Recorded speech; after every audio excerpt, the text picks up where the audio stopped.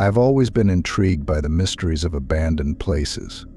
There's a certain allure to them, a silent invitation to explore the forgotten remnants of the past.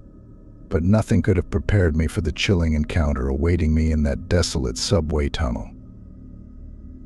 As I ventured deeper into the tunnel, the dim glow of my flashlight barely pierced the thick darkness that enveloped me.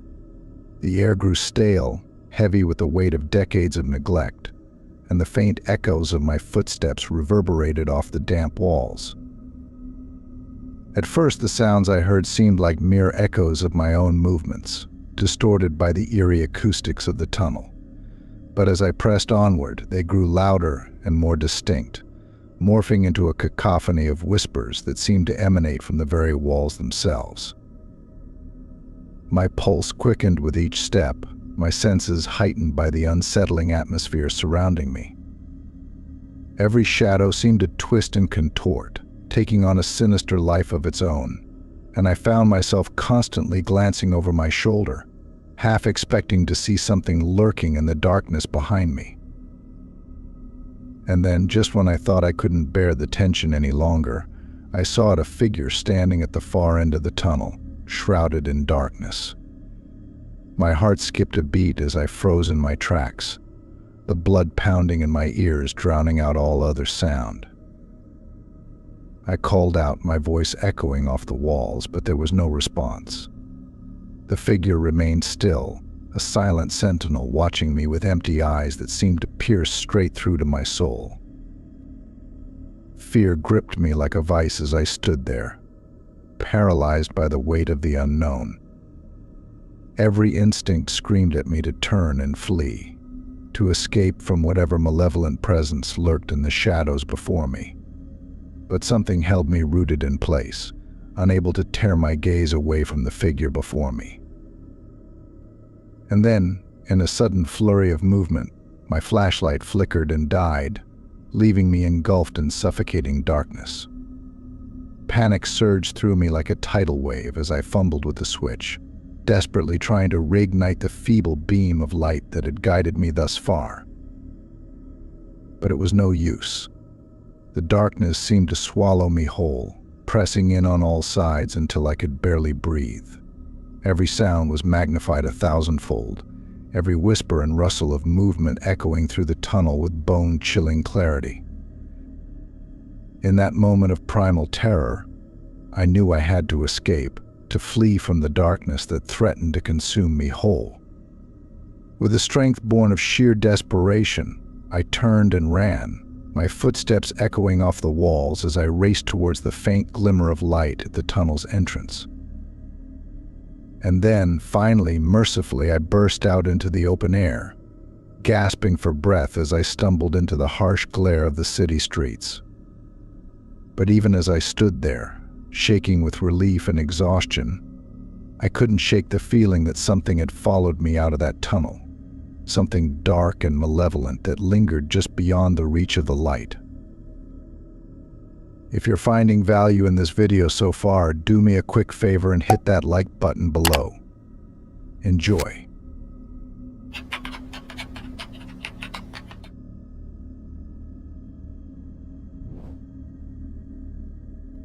The subway car trundled along its tracks, its worn seats creaking with each jolt of the train. Sarah, a weary commuter, sat quietly amidst the handful of other passengers scattered throughout the car. It was late, and the train was nearly empty, the dim glow of the overhead lights casting long shadows across the worn linoleum floor. The air was heavy with the scent of stale sweat and metal, and the distant rumble of the train echoed through the cramped compartment. Sarah's gaze drifted to the window, where the flickering lights of passing stations blurred into streaks of color against the darkness of the tunnel.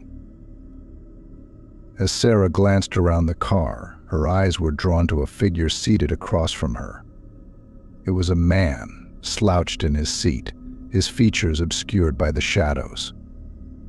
He wore a tattered coat and a worn-out baseball cap pulled low over his eyes, giving him an air of mystery that sent a shiver down Sarah's spine. The man's presence intrigued Sarah. She couldn't help but wonder about his story, about the events that had led him to this late-night subway ride.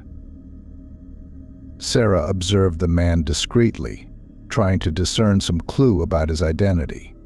Was he a weary traveler, a homeless soul seeking shelter from the cold night, or something more sinister? The question swirled in her mind, feeding her growing unease. The train rattled on, its rhythmic clatter providing a backdrop to Sarah's thoughts. She stole occasional glances at the mysterious man, hoping to catch some hint of his intentions. But he remained impassive, lost in his own world. As the train approached her stop, Sarah's heart quickened. She gathered her belongings, preparing to disembark.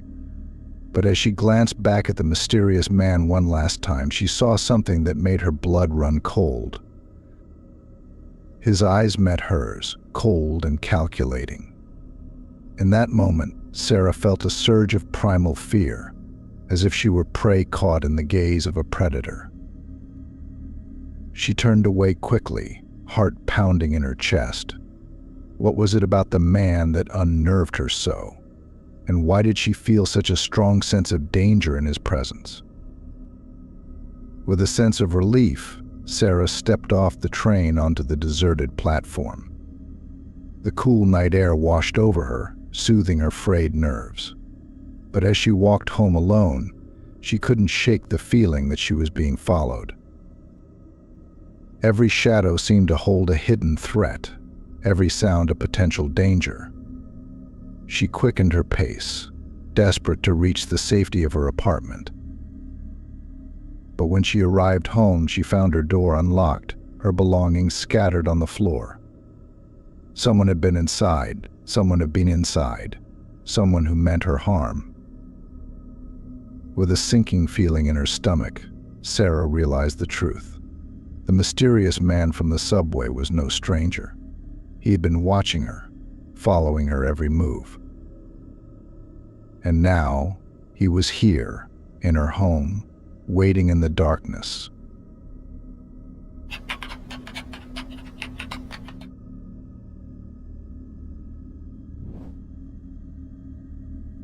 The subway train rattled through the dark tunnels with a haunting echo, the dim glow of the overhead lights flickering sporadically, as if struggling against the encroaching darkness.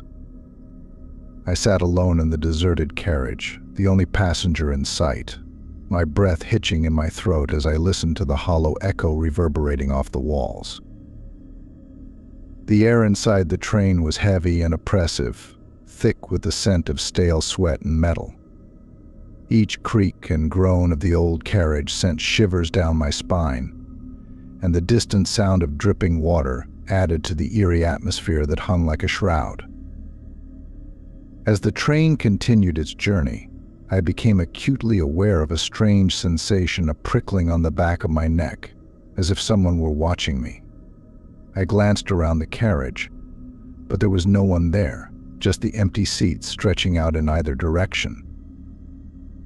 But then, out of the corner of my eye, I caught a movement, a shadow flitting across the window, too quick to be anything but a trick of the light. My heart skipped a beat as I blinked, trying to shake off the feeling of unease that settled over me like a heavy fog. I tried to rationalize it, telling myself it was just my imagination running wild in the dimly lit train. But deep down, I couldn't shake the feeling that something was off about this journey, that there was something dark and sinister lurking just beneath the surface. And then, without warning, the lights in the carriage flickered and went out, plunging me into darkness. Panic surged through me like a tidal wave as I groped blindly for the nearest emergency exit, my heart pounding in my chest. But before I could reach it, I heard it, a soft, disembodied whisper, barely audible above the roar of the train. It seemed to come from everywhere, and nowhere all at once, filling the air with a sense of dread that made my blood run cold. "Get out," it hissed, the words echoing in my mind like a death knell. I froze, my breath catching in my throat as the whispering grew louder and more insistent, its tone filled with a cold menace that made my skin crawl. And then, just as suddenly as it had begun, the whispering stopped, leaving me alone in the darkness once more. With trembling hands, I fumbled for my phone, using its feeble glow to light my way as I stumbled towards the nearest exit. The door slid open with a hiss of compressed air, and I stumbled out onto the platform, gasping for breath as if I had just escaped from the jaws of death itself. I never looked back, too afraid of what I might see if I dared to glance over my shoulder. But even as I walked away from the deserted station, the memory of that whispering voice lingered in my mind, a chilling reminder of the horrors that lurked in the depths of the subway tunnels. If you haven't already, consider subscribing to our channel for more content like this. Your support helps us keep creating awesome content for you.